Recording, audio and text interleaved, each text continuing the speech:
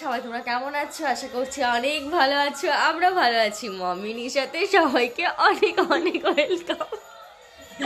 তো আজকে হচ্ছে অষ্টমী, মানে অষ্টমী স্নান হয়, তারপরে অষ্টমী আজ পুজো হচ্ছে, দুর্গা পুজোয়। তো এই দেখো আমার বুনু আমাকে ব্যঙ্গ করে আমি বললে স্নান হয়।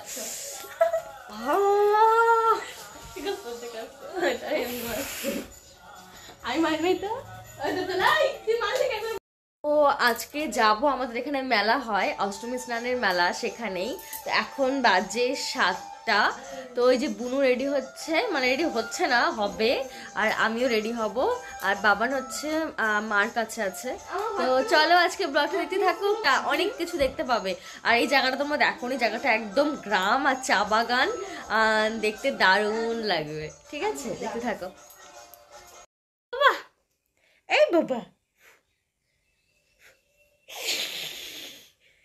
এই দেখো আমরা রেডি।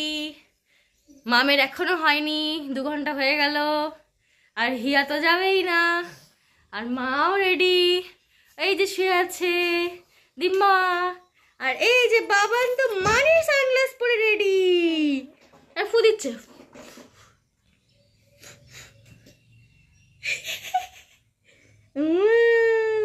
এটা লেডিস কি বলে সানগ্লাস, তবু ভালো লাগছে বলো।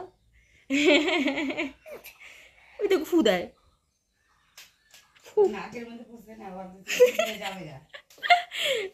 চুল কাটছে আমার। ওই যে হয়ে গেল, হয়ে গেল। ওহো সানগ্লাস ম্যান, ওহো সানগ্লাস ম্যান। সকালবেলা বাদলকে ফোন করেছিলাম, স্নান করার কোনো মুড ছিল না, জানি না স্নান করতে পারবো কিনা, তাও আর কি।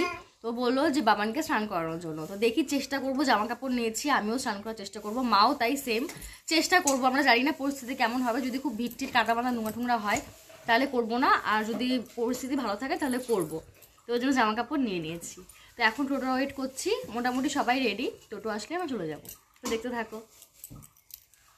ও আমরা বেরিয়ে গেছি, আর দেখো মা গেট আটকাচ্ছে। আর আমাদের সাথে কিন্তু যাচ্ছে পাশের বাড়ির আমার এক মামি আর বোনুর বান্ধবী, মানে মামির মেয়ে, আমারও বোন। তো এই দেখো বাবার কানের মধ্যে ফুল লাগিয়েছে, যেটা মামের মানি লাগিয়ে দিয়েছে। আর আমি তোমাদেরকে বলেছিলাম না যে এত সুন্দর রাস্তাটা খালি চা বাগান আর চা বাগান, দেখো দুপাশে খালি চা বাগান আর চা বাগান। তো টোটোওয়ালা আমাদেরকে একটু আগেই নামিয়ে দিয়েছে, মানে আমাদের অল্প একটু হাঁটতে হয়েছে, তার কারণ হচ্ছে যে ভিড়, এত লোক হয় এখানে। তো ভিড়ের মধ্যে যদি টোটোর ভিতরে ঢোকায় তো বের করতে পারবে না, ওর জন্য আমাদের আগেই নামিয়ে দিয়েছে। আর দেখো এখানে কিন্তু একটা সুন্দর মা কালীর মন্দিরও আছে। আমি জানি না এটা কি মা কালী, কিন্তু খুব সুন্দর একটা মা কালীর মন্দির আছে। কিন্তু মা কালীকে দেখলে কিন্তু একটু ভয় ভয় লাগে, একটু অন্যরকম ঠাকুরটা।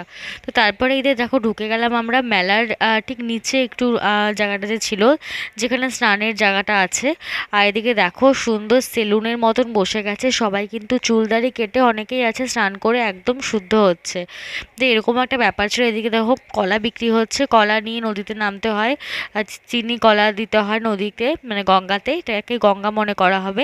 তো আমরা ভাবলাম যে যেহেতু বাদল বলেছে যে বাবানকে স্নান করানোর কথা, ওই জন্য আমরা একটু ফাঁকা জায়গায় এসেছি। এই জায়গাটা দেখলাম জলটাও কম আর ভিড়টাও কম।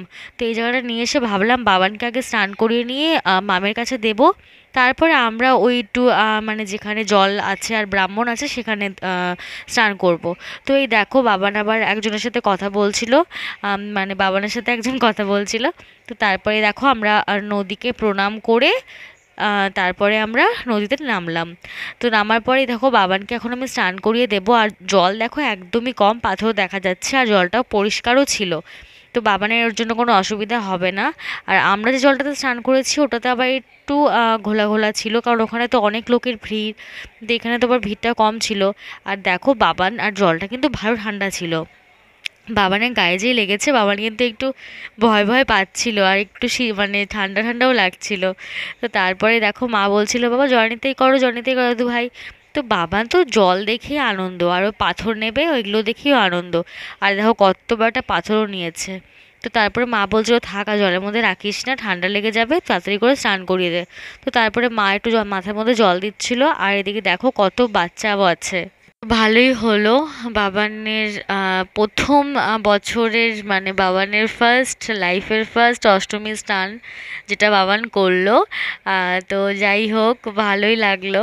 আর বাবানকে দেখো সুন্দর করে আমি জল দিয়ে, ওকে তো ডুব দেওয়ানো যাবে না, তাই জল দিয়ে ওকে আমি স্নান করিলাম, হয়ে গেছে। আর আমরা আবার বলছিলাম জয়নিতাই করতে, তো বাবান তো জয়নিতাই করছিল না কারণ ওর ঠান্ডাও লাগছিল। তারপরেই দেখো আমরা কিন্তু চলে এসেছি একটু বেশি জলে, এটা কিন্তু একটু বেশি জল। আর এখানে লোকও ভিড় ছিল, আর এখানে ব্রাহ্মণ ছিল, যার জন্য এখানে স্নান করা। তো আমাদের মোটামুটি স্নান হয়ে গেছে, হয়ে নিয়ে আমরা এসেছি ব্রাহ্মণের কাছে। এখানে আমরা একটু মন্ত্র পড়ছিলাম আর সূর্যদেবকে প্রণাম করছিলাম। তারপরে আমরা এখন ওই কলা আর ফুল নিয়ে এখন ভাসিয়ে দেবো, আর ভাসিয়ে নিয়ে আবার আমরা স্নান করবো। আর আমি কিন্তু ডুব দিতে পারি না, কারণ আমার জলকে আমার খুব ভয় লাগে। আর আমি ডুব দিতে গেলে আমি সুইমিং পুলও ডুবে যাই। আমি একবার সুইমিং পুলে ওই শিলিগুড়িতে স্নান করতে গেছিলাম, যে ওয়াটার পার্কে, ওখানে আমি ডুবে গেছি। আমি জলকে এত ভয় পাই, আমি বেশি জলে একদম চলতে পারি না। আর মা আর মামি দুজনেই কিন্তু সাঁতার কাটতে পারে, তো আমার ভয় লাগছিল। আর দেখো আমরা ধরে ধরে উঠছিলাম, কারণ প্রচুর কাদাও ছিল আর গর্তও ছিল। তো তারপরে দেখো ড্রেস ট্রেস চেঞ্জ করে নিয়েছি। আর বাবান তো দুষ্টুমি চালু, ও যে কী করছে মানে কি না করছে, এদিকে মা আর এদিকে মা আর মামিরও হয়ে গেছে, ওরাও ড্রেস চেঞ্জ করে নিয়েছে। তো আমরা এখন খাবো একটু মুড়ি, দই চিড়া এসব খেতে হয়, গুড়। তো ওটাই আমরা খুঁজছিলাম। তারপরে আমরা আগে আসলাম একটু কীর্তনের জায়গাটাতে, এখানে কিন্তু সুন্দর রাধাগোবিন্দের পুজো হচ্ছে আর কীর্তন হচ্ছে। আর বাবান দেখেছো কি করছে। তো তারপরে আমরা গেলাম এক দোকানে, কিন্তু সেখানে একদম ট্যালটেলা জল, দইয়ের তো বংশ নেই, আর 40 টাকা পোয়া বলছিল। তো তারপরে আমরা ওখান থেকে আবার এসে আরেক জায়গায় আসলাম, যেখানে একটু ভালো মানে দইয়ের মানে যে ইয়েগুলো হয় না কৌটোগুলো, ওগুলোর মধ্যে বিক্রি করছিল, তো ওখান থেকে নিলাম। তারপরে বাবানের জন্য নেওয়া হয়েছিল একটা বাবলসগুলো যে ওড়ে যে ওগুলো, তো ওগুলো দিয়েই মানে খেলা হচ্ছিল। বাবানকে একটা টোটো পেয়েছিলাম সামনেই, যেটা ওই দোকানটাতে টোটো, ওখানে আমরা বসেছিলাম। তারপরে মামি অর্ডার করেছিল চাউমিন, ওরা বলছিল চাউমিন খাবে, আর আমরা খেয়েছিলাম পুরি। তো একটা একটা করে পুরি খেয়েছি আমরা, ওরা খেয়েছে চাউমিন, যেটা আমাদেরকে মামি খাইয়েছে। আমার ছেলে যে কি করছিল আমি বলতে পারবো না, খালি নিচে। কি গাছ বলো তো? লজ্জাবতী, দেখেছো নুয়ে পড়লো, লজ্জাবতী গাছ। আমি দেবো এখন পাড়া, অনেক আছে এখানে, দেখলাম আমি কোথায় কোথায় জানি, অনেক আছে এখানে। এই যারো, চলো আমাদের খাওয়া দাওয়া শেষ, কমপ্লিট। এখন আমরা চলে যাবো। এই টোটো না, টোটো সামনে আছে, এগুলো তো দোকানদারদের টোটো। আর এই দেখো আমার ছেলের খুব ঘুম পেয়ে গেছে, কারণ অনেকটাই সকালে উঠেছিল 6টা নাগাদ। তো তারপরে আমরা এই বাড়ি চলে এসেছি, আর বাড়িতে এসে বাবার মানির সাথে অনেকক্ষণ খেলা করেছে, মানির কোলে অনেকক্ষণ ছিল। তারপরে বাবান ঘুমিয়ে পড়েছে, বাবানকে খাইয়ে দাইয়ে ঘুম পাড়িয়ে দিয়েছি।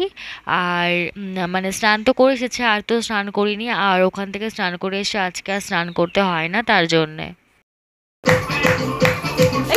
ঘুরতে চাই,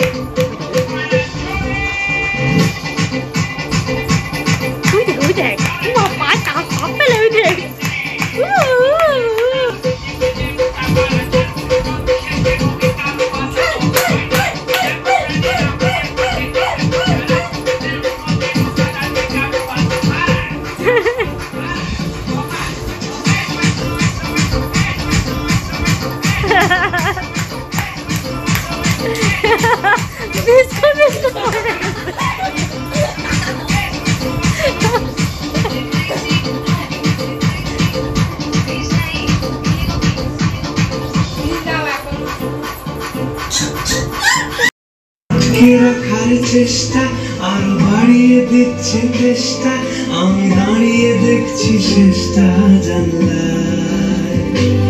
বোঝে না সে, বোঝে না,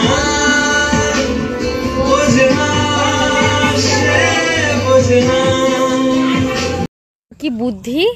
কোকো এখানে ছিল, বাবানও আসছিল এখানে, মা পাশে বসছিল, তার জন্য কোকো কি করলো, এখান থেকে সরে গিয়ে গিয়ে ওখানে বসলো, বাবানের থেকে কত দূরে। দেখো এত বুদ্ধি, সত্যি।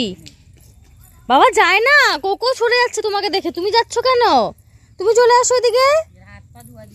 না না না, এগুলো নোংরা ধরে না, যাও যাও।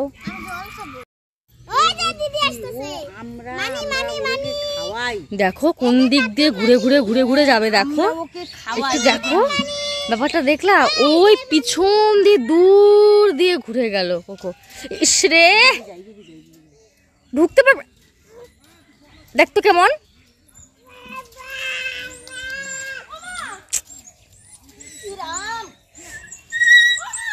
তারপরে দেখো আমাদের কোকোকে মা যাই হোক কোনো কষ্ট মতো করে বের করেছে। দেখো ওখানে গেটটা খোলা ছিল, ও ওদিক দিয়ে না গিয়ে কি দরকার আছে এই পাশে এইটুকুনি জায়গা গেটটা আটকানো, তো ভাগ্যিস ওর কাটেনি আর ব্যথা সেরকম পাইনি।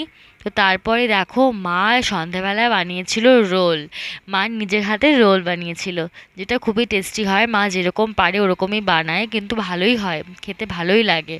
তো এই তারপরে মা এই ভাজছিল, আর আমি পরে নিয়ে গেলাম। মা বললো তোরা নিয়ে খেতে থাক, আর আমারটা আমি ভেজে মানে মারটা মা ভেজে নিয়ে আসবে।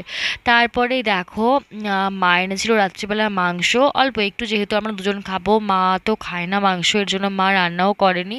মা বলছিল তো তুই যেহেতু বাড়িতেই আছিস তো তুই রান্না কর, আমি সব রেডি করে দিই। তো মা সব রেডি করে দিয়েছে, আমি একটু রান্না করে নিচ্ছি। তো টাটা সবাইকে, দেখা হচ্ছে নতুন কোনো ব্লগে। আজকে ব্লগটা এতটুকুই থাকবে, টাটা বাই।